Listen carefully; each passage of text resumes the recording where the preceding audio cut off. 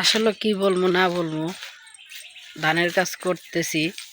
আর ধানের কাজ কি যে কষ্ট, কি যে পরিশ্রম, একমাত্র যারা ধানের কাজ করে, ধান নেয়, তারাই বুঝে যে ধান নেওয়া, কাটা কুটি মানে কতটা কষ্ট, কতটা পরিশ্রম।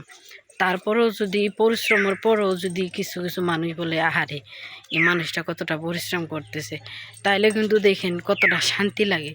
কিন্তু পরিশ্রম করার পরে যদি মানুষ বলে যে কি করছো, আর ভাই বলেন, আত্মীয় স্বজন বলেন, প্রিয় মানুষ বলেন, যাদের জন্য যাই কিছু করেন না কেন, দিন শেষে তারা বেইমানি করে।